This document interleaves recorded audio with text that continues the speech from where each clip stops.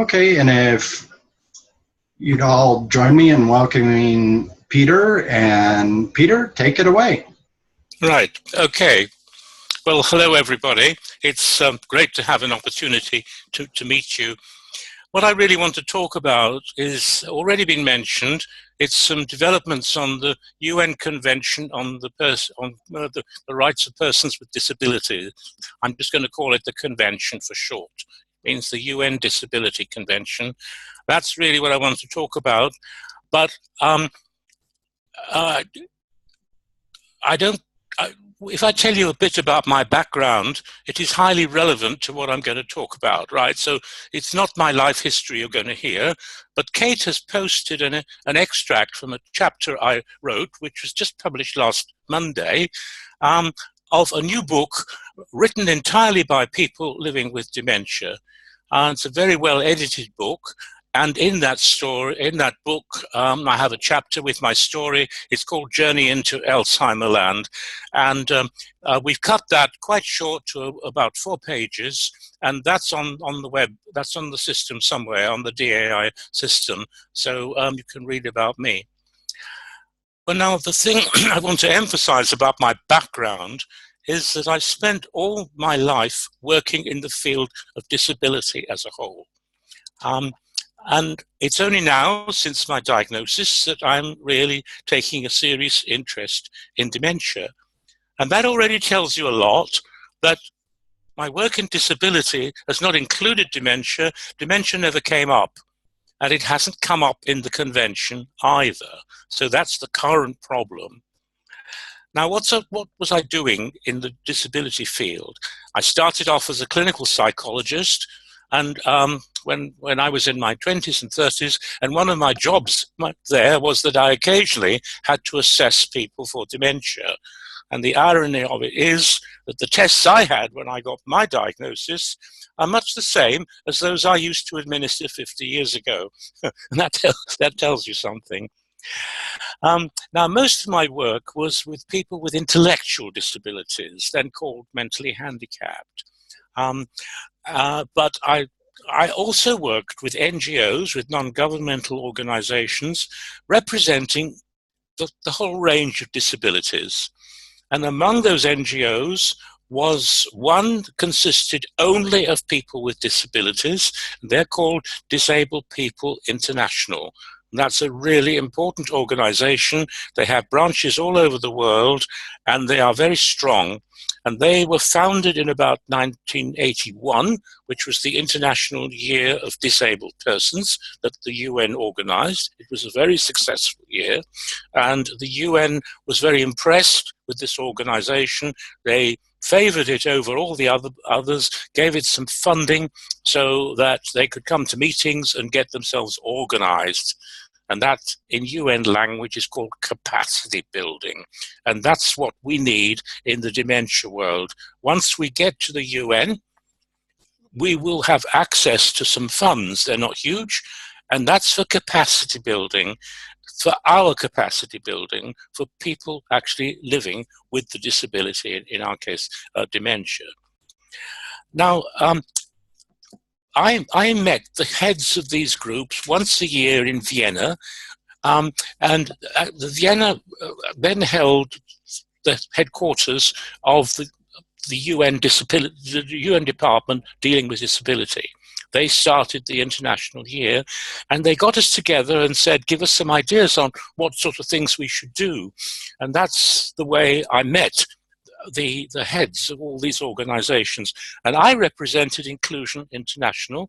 It wasn't called that then, but it was the organization that stood up for the rights of people with intellectual disabilities or cognitive impairments, mental handicap. The names change all the time, but at the moment, the international term is intellectual disabilities.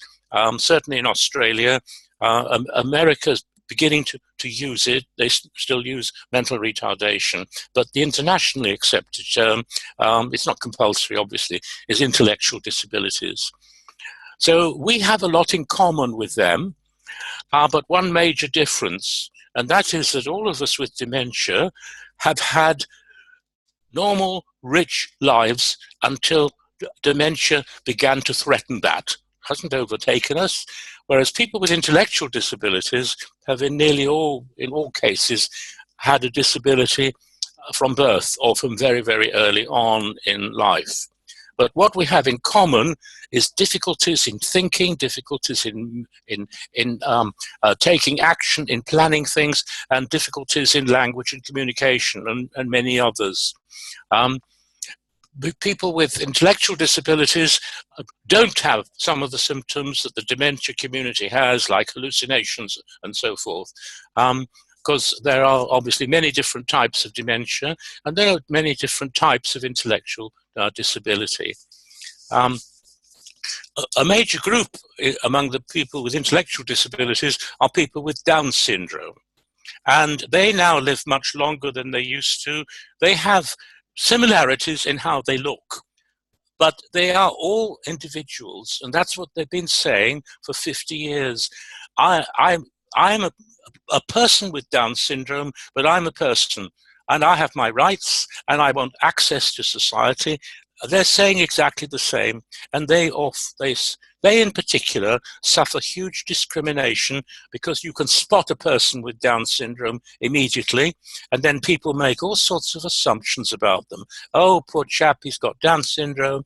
And the doctors used to say, I'm afraid your new baby has Down syndrome. I would put him in an institution and forget all about him and have another child. And that sort of advice was given quite a lot, and I will not say it's never given today. I believe it still is. In the past, doctors said, well, they never live beyond the age of 5, and that isn't true. They're now living to their 60s and 70s. For the same reason that everybody lives longer, we have better medical treatments for them. Right, so I learned a lot over a period of 30, 40 years. First of all, as a clinical psychologist, didn't learn much then because I didn't meet many people with dementia, but you always remember the single case that makes a huge impact on you. I haven't time to talk about him, but it's in my chapter.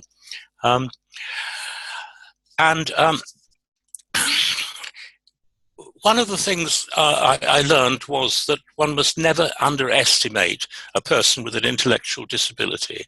I've been guilty of that as a psychologist, in terms of being involved with others in making decisions about whether the child was what we then called educable or not.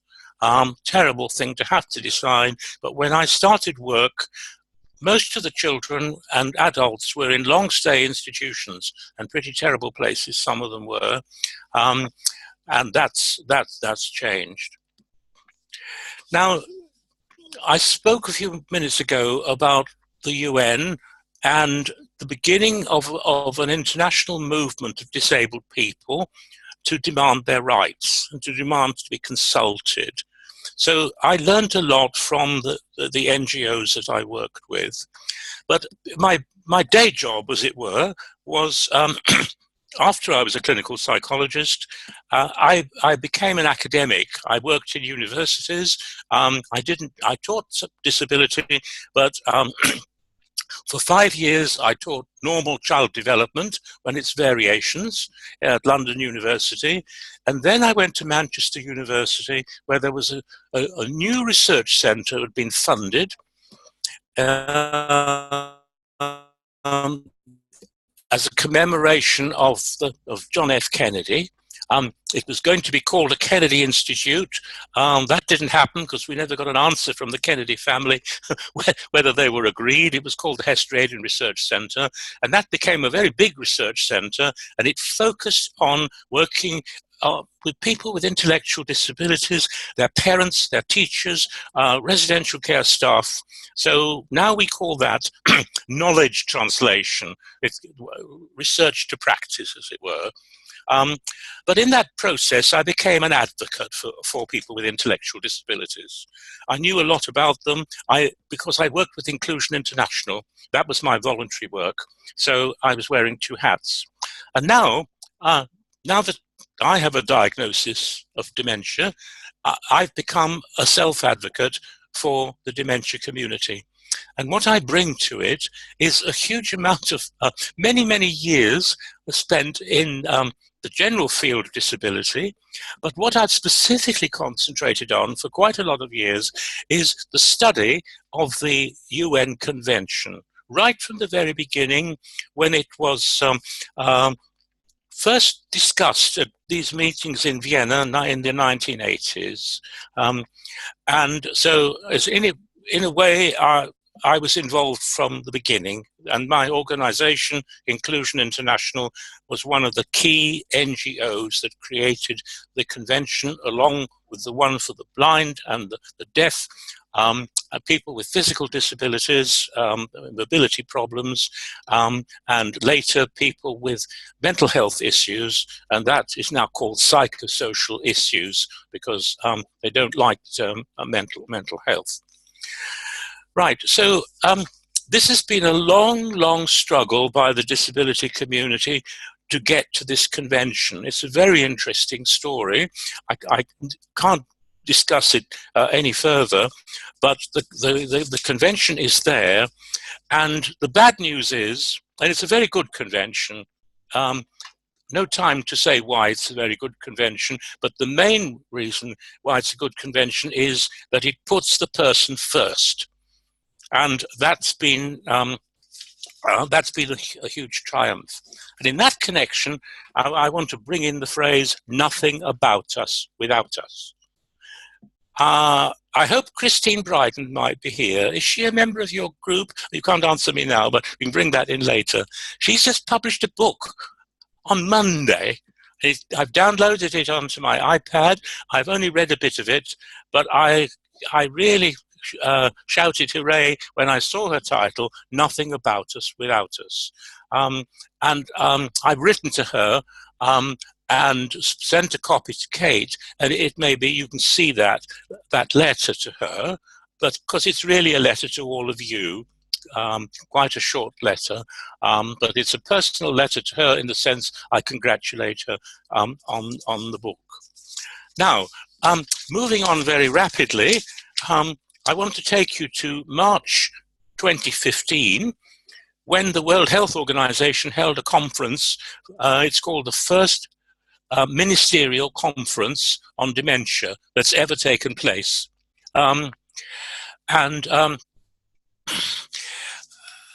Kate was on the platform for the opening session, and she was sitting right next to the UK Secretary of State, Jeremy Hunt, what we call the Dementia Czar for the UK, Professor Alistair Burns, whom I know very well. He's from Manchester University, and all the bigwigs. And I can't tell you how much the UK was in the limelight where the WHO was concerned, because of the initiative that Prime Minister Cameron took at the G7, G8, and then G7 to create priority for dementia. And as you heard from Reese, an attempt is now being made to take that from the G7 and 8 to really to the whole world, to extend it country by country. And that's a brilliant program. Now, Kate talked for 8 minutes, the allotted 8 minutes, and during that 8 minutes, she put up a PowerPoint with what were the demands of the dementia community worldwide, and one of them was, we want access to the CRPD, the Convention on the Rights of Persons with Disabilities. And again, you know, I could have shouted for joy that that happened, because that put it on the map. Later in the conference, Mark Wortman, who, as you know, is the CEO of Alzheimer's Disease International, he had a spot on the program, and he submitted a resolution. And I would call it a human rights resolution. It had 7 propositions in it, and one of them was to do with putting the person first. If you see my letter to Christine, you'll see the actual wording on that. So that's got to be followed up, because as Glenn said, these are fine words. We now have to turn the words into action. And that's what's now happening. So DAI, through Kate, has committed to have access to this convention. There's been a lot of work behind the scenes, lobbying to try to get a bit nearer to that. And ADI is looking at this very, very seriously. And they have asked Alzheimer's Scotland, who are way ahead of every other country in awareness of the CRPD, to work with them to advise on ways forward. So it's very good. We have Agnes here. I'm in touch with Alzheimer's Scotland, but I don't want to interfere because this is a matter between ADI and Alzheimer's Scotland, within the organisation. But I think there are going to be some good developments coming from that. But it is still early days. I'll just mention one important development. Alzheimer Europe had their annual conference in Ljubljana, and Mark was there, and many European societies were represented. I went there under my own steam, but as a member of DAI, to see if I could get a chance to bring it up, and I did have a very good chance. I won't go into detail. So I was able to start a discussion from the floor, and it was recommending that Alzheimer Europe could take certain steps now to use the convention without waiting. And I have no time to discuss what they are. And these were very well received. And it was one of those conferences where the tweets go up on the screen as in the intervals between speakers. And I leapt for joy when Mark's tweet came up saying, "I'm convinced." So there was a public statement to the world that CEO, I knew he was convinced, but it was great that he made the statement in public. So now we're at an intermediate stage, and all I can say is that as a member of DAI, it's my job to keep all of you posted about what the developments are. I'm in touch with Kate regularly, and you can, if any of you are from countries you want more information, my email is petermittler36@gmail.com. petermittler36@gmail.com. I don't mind being approached. I have a computer full of files and information, some in very good language, user-friendly language, and I'm happy to share that. But there are now some summaries coming out and a new development. So Kate and I, between us, will keep you informed on that. So I just want to conclude by saying, these are very, very exciting times as far as the human rights of people with dementia are concerned. And there is now beginning to be an interest. And the DAA members throughout the world can do a lot simply by raising the issues with their Alzheimer's societies. There is some information we can give them. We can give them a user's guide to the convention, which is written in very plain English, has some wonderful worked examples, and thank God it comes from the UK. It's 5 years old, but it's still up to date. And tomorrow I'm Skyping with the person who wrote it, who is now an independent consultant. So there are many avenues and a lot of lobbying that we can do. For example, just as a private individual, I've been able to pass on information relevant to the refugees who are now stuck at Europe's borders, some of whom will include people with dementia and other disabilities. And the UN High Commission on Refugees has got a brief to work with disabled people because of the convention, but it doesn't have a brief to work with people with dementia.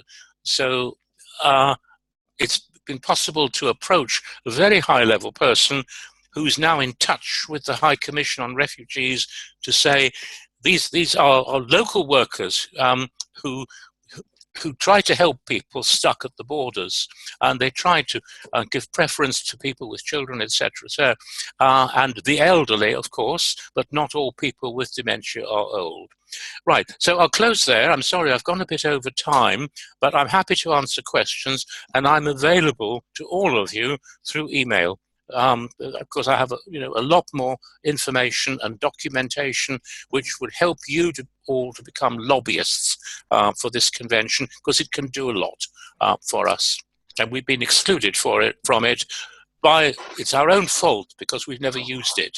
We are legally entitled to use it, but not a single Alzheimer's association has ever submitted a document on dementia to the UN in relation to the convention. Right, I'll stop there. Okay, thank you so much, Peter. I'm going to conclude the recording here, and then we can have some discussion and questions and answers. But for the members' privacy, I'll conclude the recording first. Thanks so much, Peter. Okay.